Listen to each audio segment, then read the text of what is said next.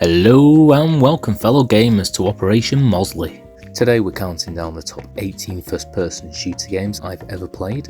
Apologies for those games I haven't played which aren't listed here. I'll be ranking them based on the criteria such as replayability, art design, atmosphere, gameplay, character design, story design and world building. Please like and subscribe to see more content. At number 18, Hexon Beyond Heretic, published by Raven Software in 1995. As the name implies, the game is a sequel to Heretic. In Hexon, you can play 3 characters, a fighter, a cleric and a mage. This is the second game in a trilogy of games. The objective of the game is to defeat the main boss, Korax, one of 3 Serpent Riders, each Serpent Rider being the boss of each game. The thing I liked most about the game was the art. Perhaps the only thing I didn't like about the game at the time were the weapons. Using a staff and magic to kill an enemy wasn't nearly as satisfying as a chainsaw as already provided to us by Doom, giving the game an overall score of 3.7. 17. Descent, Parallax Software, 1995. Descent was the first fully 3D first-person shooter game compared to previous games that used 2D implementation. You had the ability to look in all directions rather than just left and right. I was never entirely sure whether this was set underwater or in space. You're piloting a spaceship throughout a maze filled with mines, along with different enemies, mainly robots. The object is basically to find and destroy each mine reactor core and escape the vessel. It was by no means my favourite first-person shooter, however it was nice to see a different use of the genre. If I had to describe what I didn't like about the game, graphics, and the absence of a main player with whom to connect, giving Descent an overall rating of 3.8. 16. South Park, Acclaim Entertainment, 1998. Based on the cartoon of the same name, created by Matt Stone and Trey Parker, the game is often cited as one of the worst first-person shooters ever. A mysterious green comet's heading towards South Park, and turkeys have infested the town. You explore the town of South Park with snowballs as a weapon, and you can actually increase the snowball's effectiveness by urinating on it. You choose to play as one of the main 4 characters, Cartman, Kyle, Stan or Kenny. The game also has a multiplayer mode. It looks like some kind of alien device. Oh yeah? With that alien device? You think he's gonna defeat our Cartman? It's got nothing coming! Hey, stupid alien device! You're so tough! Why don't you shut the up and kill it? At the time, I loved everything South Park, and first-person shooters were incredibly popular. The main downfalls of the game are the clunky movement, along with the fact there simply wasn't much to do, giving the game an overall score of 3.8. 15.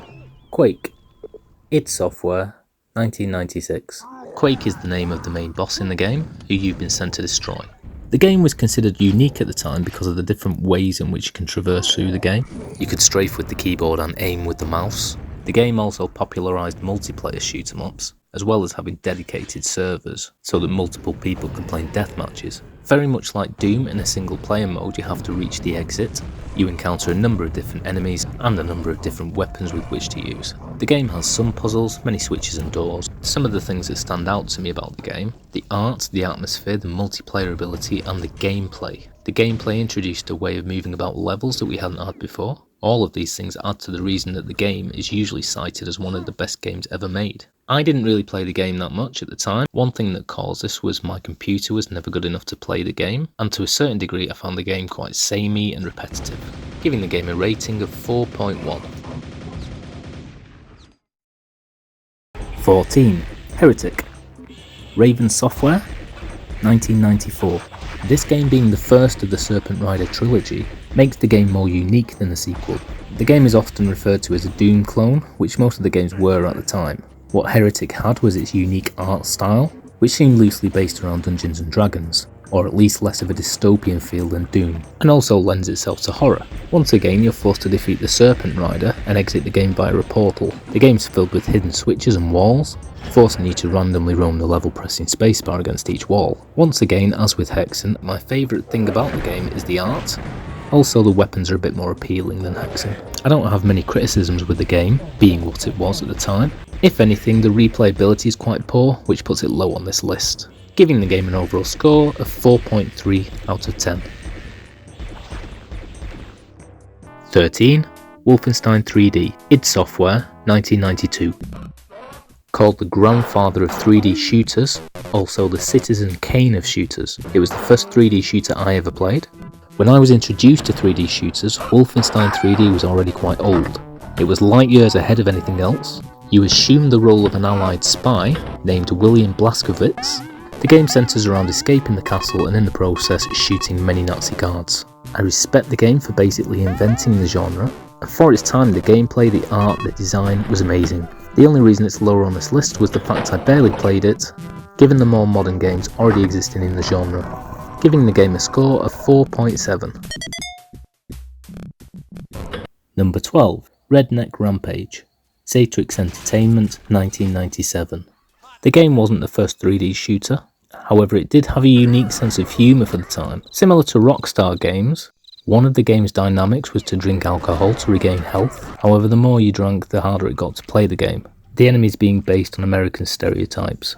In the game, you're one of two brothers, Leonard and Bubba. You're in the town of Hexon, searching for your prized pig. The point of the game is to stop an alien invasion and to kill any neighbours standing in your path. This game was the first small world 3D shooter I'd ever played. I thought the graphics were amazing, I thought the humour was spot on, however it does score very low on replayability, and the small town is very limited for things to do. Giving the game a score of 4.8.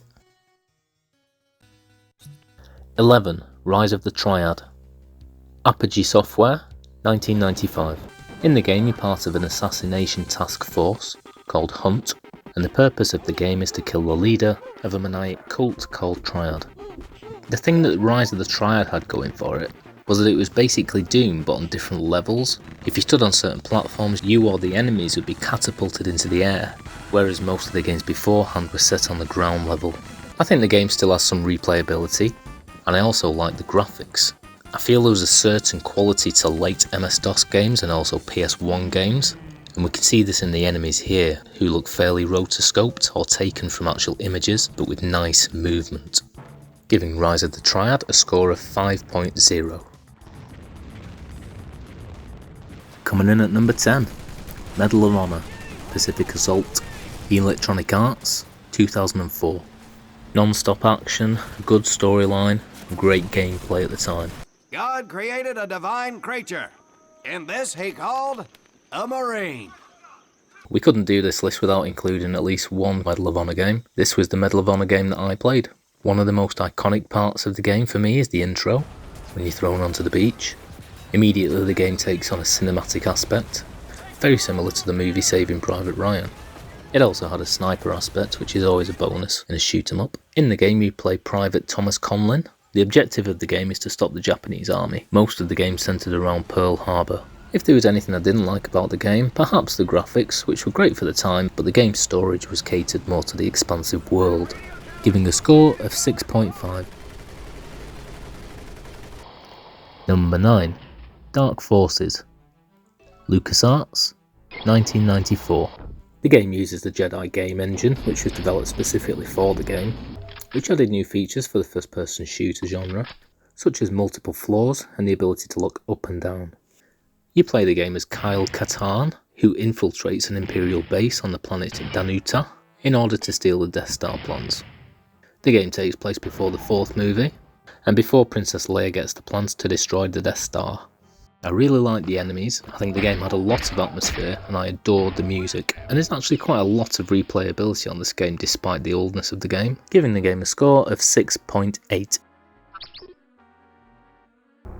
8. GoldenEye. Rareware, 1997.